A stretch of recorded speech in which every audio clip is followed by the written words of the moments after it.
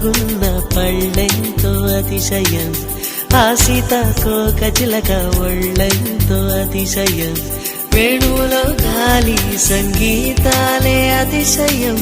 గురువెవ్వరు లేని కోయిల పాటే అతిశయం, అతిశయమే అచ్చెరు వందే నీవేనా అతిశయం,